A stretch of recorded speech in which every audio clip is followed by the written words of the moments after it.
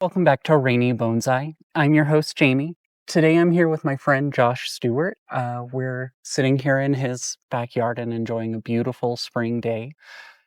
Josh, would you introduce yourself and tell us a little bit about how you got started in bonsai? As Jamie mentioned, my name is Josh Stewart. I'm a local resident here in the Denver metro area. I got started in bonsai when my wife bought me a Fukian tea actually for my birthday, and that tree eventually passed on, unfortunately. Although I did find it was kind of like hard to turn into a good bonsai. I probably was just not doing the right techniques. And I've always been really interested in bonsai, going back to just I would say, movies, anime that kind of have it on display. It's actually interesting how often you see bonsai in movies where I wouldn't have noticed it before, but I guess it was kind of in the subtle reaches of my mind, always seeing it and being interested in it, and that just sort of took me Took off off. on a trajectory, and I was bitten by the bug, and I have just continued trying to grow and improve, and uh, I sort of the collection kind of exploded, and so now I'm trying to kind of pare down what I have to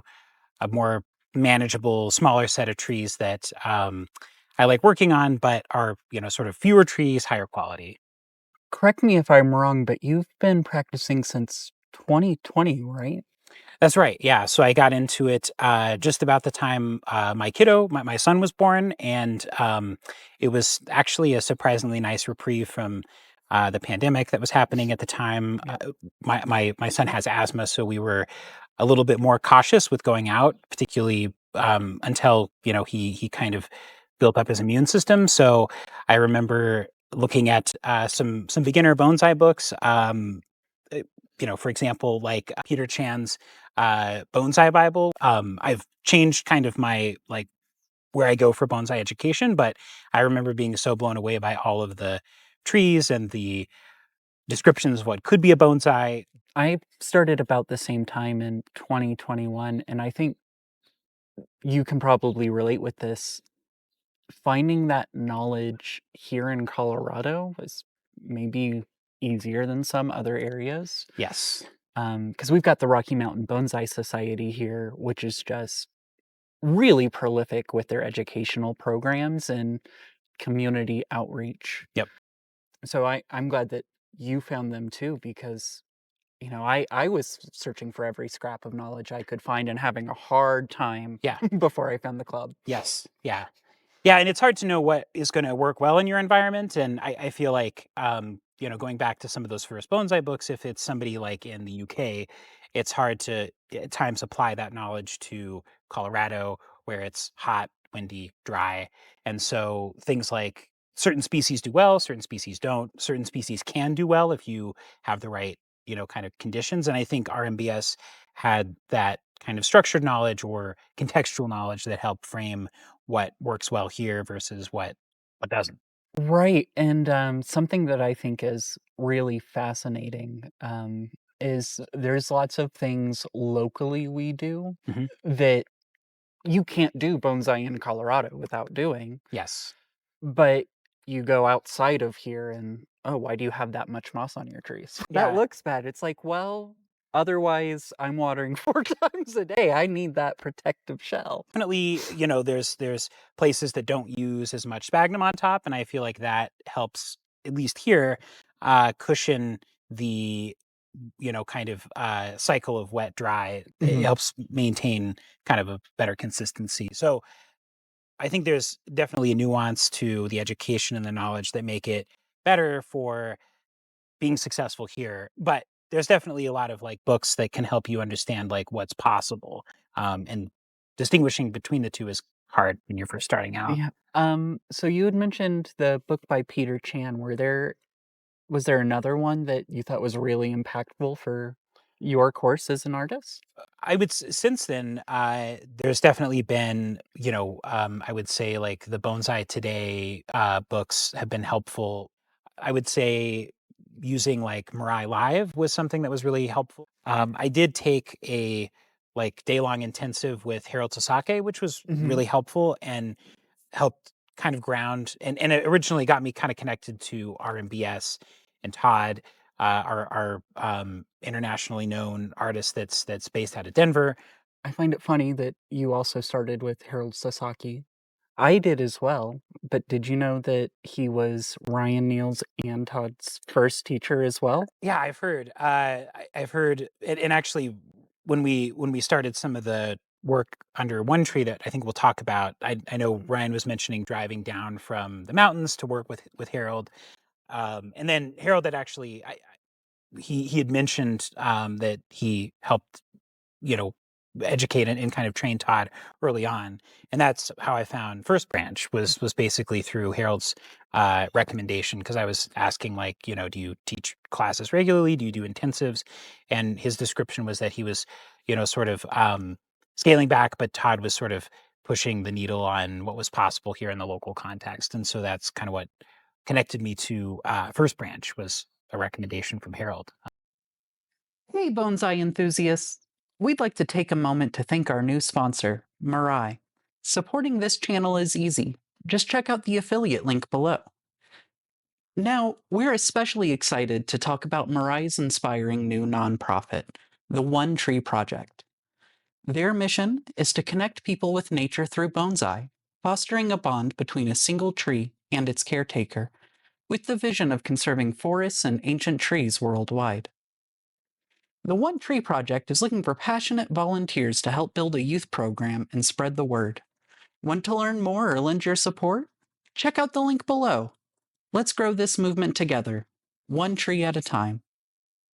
So, Josh, I understand that you started a bonsai youth program, and that's been incorporated into this nonprofit mission that Mirai is taking on. Is that right? Yeah, that's accurate. So basically, after hearing a podcast where Ryan was talking to the curator of the DC collection, Mhm. I just reached out and asked if they had ever done anything with youth or around some sort of an exhibition to help connect folks to nature and think about how trees can be a representation of the world around us.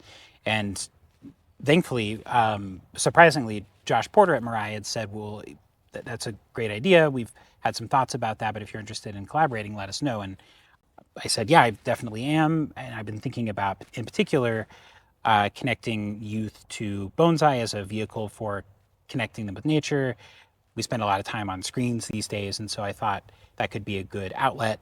And we ended up spitballing some ideas on what that could look like, how the course could unfold for students, and basically developed the course kind of on the fly. We found a group that was willing to let us pilot with them Hmm. in Leadville that runs a youth summer camp. And so that was kind of like how it started. And there were, I would say, four main folks myself, Adam Johnson, who's a local artist and member of Rocky Mountain Bonsai Society, Ryan Neal, obviously the founder of Mirai and the founder of the One Tree Project, and then Josh Porter, who's a key member at Mirai that helped kind of the four of us kind of put it together essentially. A workbook. We found a partner. We were able to get some donations to do the project, and spent 4 days in Leadville getting kids interested in bonsai with their own trees. Now, when you were getting this program set up, what did you think were going to be the hurdles that you had to deal with? And were they actually the problems that you had to deal with? Yeah, there were some hurdles with first finding sort of a funder to or a site that was willing to allow us to kind of present and do this particular project. Hmm. It turns out that there's a number of these local community driven activities funded by the Colorado Lottery. It's called Get Outdoors Colorado, and Leadville had a community that was built up with some of these funds, and we were able to kind of find them that way. We pitched the project to a number of sites around Colorado, Hmm. and the site in Leadville was the one that ended up sort of taking us up on that activity. Another challenge that I guess emerged a little bit more clearly once we started was Hmm. getting kind of right into bonsai. I think a lot of us are trained with the adult education mindset where we have individuals that want to hear about the history and the background and the terminology because they're adults coming to learn it Denver Botanic Gardens or with the club. And I think that the kiddos, and particularly here we're talking about middle school students, were Okay. wanting to get into working on stuff pretty quickly. So sort of changing the cadence where we're originally talking about like the history and the background to move more into hands-on right away. Yeah. So, as part of that, did you find yourself sprinkling around more fun facts instead of like lecturing? Or do Yeah, you think there exactly. was maybe just less of that knowledge shared? It was done more sort of ad hoc as students were working through their trees Mm-hmm. and knowledge sort of discussed or topics sort of discussed as it applied to their particular setting. So I would say it was more interwoven into the activity as opposed to sort of a lecture style and then Yeah. work and then lecture and then work. So, and I think that was really important for the students because at least at this point in time they had just gotten out of school, so they had been basically in that model or partially in that model for the year. And I think coming to summer camp, they were hungry to kind of work with their hands, get outside. Were you surprised by during your trial with those kids? Like, was there maybe like an unexpected approach to design or? We decided not to bring sort of a finished tree, and I think that was really important because we brought a sort of a guidebook that had all the content in it, but I think seeing something in person was going to be really important. And so that was a piece that once we sort of spent a day styling trees, the first, I would say, day that we had with the students was less successful because they were struggling to kind of see the end goal of like what a tree could look like. And Mhm. basically we stayed a little bit later, did some styling. It was Adam's kind of suggestion that if they saw something uh, like a finished tree, even if it was in a nursery stock container, they would get excited about it. And I think that that actually turned out to be the case because the next day the students came back and they're like, wow, what did you do with these trees? They look really cool. And then there were some, we just sort of let the students kind of exercise their autonomy. So if you're familiar with sort of the cosmic or Burton style bonsai, there were some Mm. kiddos that took a more whimsical approach with their tree that was more not representative of kind of what you'd see in nature, but maybe more imaginary. I'm so glad to hear that. Um, I know like the American bonsai identity is really coming into its own as those gnarly, very natural trees. Yeah, I kind of really like adding back in like some hard Japanese influence or just like some hard whimsy yeah, to yeah, counterbalance like that ruggedness. for Like I sure. feel like there's such a fun interplay there between here's what a spruce should be. This is like the ideal spruce versus look at all those twists and turns. Like that thing was just tumbling down the mountain. It's Right. gorgeous. I think it's really important for youth too to be able to sort of like exercise their autonomy. Yeah. So I think there's a lot of research that as you get older, you sort of lose creativity because you learn sort of like societal expectations or how things are supposed to be, and I think really it's important to help kiddos recognize that they have the sort of autonomy and agency to kind of do something that they're interested in and not put so many guardrails on, this is kind of how things should be or this is not how they should be.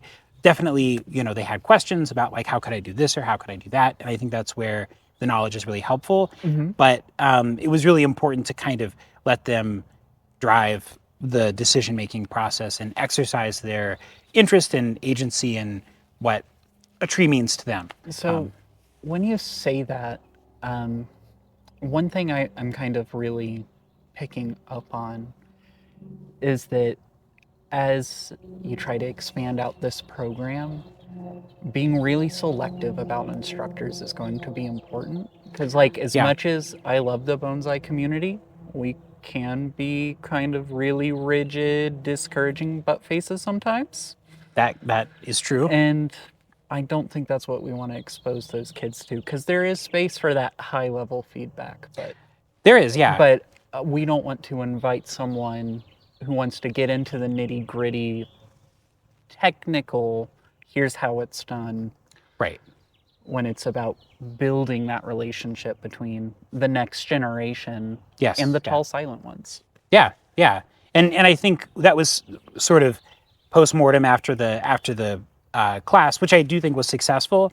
We sort of iterated on what were the lessons we learned, and one thing we added to a guidebook that Mariah is still kind of putting the finishing touches on was an introduction that talks about sort of what and how instruction for middle school students or youth look different from adult education, and I think they are two very different camps in terms of how to make things interesting and exciting Mm-hmm. for adults versus kids. And it's also different too because if we're teaching a class, you have adults that are sort of willing and interested and excited to learn about the conventions and where does it come from. I think for kiddos, the as we've talked about, dictatorial sort of like this is what bonsai is, this is what it's not, or here are the various styles, or here's kind of some guidelines. I think they're less interested in that and more interested in sort of exercising their ideas of what a tree could look like or how it plays into their imagination. There we go. So, Josh, I want to make sure that everybody who is helping you with the pilot last summer gets credit.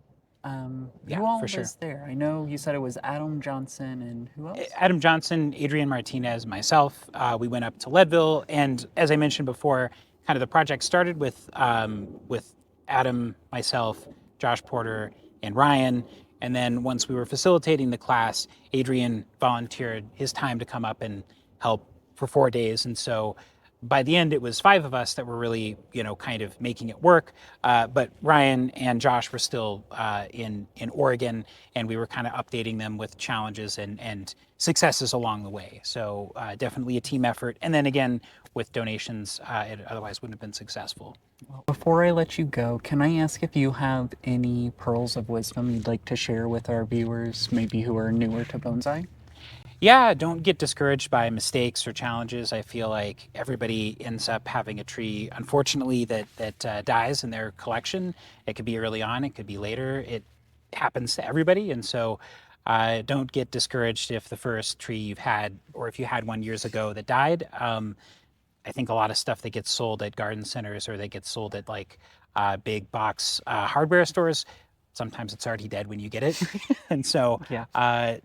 don't take it too hard and persist through the challenge. Awesome. Well, thank you so much, Josh. Yeah, You have happy a to do good it. one. We'll catch you next time. Yeah, thanks for having me. Hey, folks. If you're enjoying the content and want to get a little closer to the action, check out the link below to my Patreon. Members get a sneak peek at the lineup of upcoming guests, plus the chance to collaborate on the questions I ask them. So, if you've ever shouted at the screen, ask about that tree! Now's your chance. And for top tier supporters, I'll even send you a Polaroid featuring a bonsai each month. It's analog, it's artsy, and let's be honest, the photo quality is gonna be somewhere between vintage charm and a cryptid sighting. But that's half the fun. Head on over to Patreon and join the community. Your support means the world to me and will help keep the bonsai content flowing. Thank you.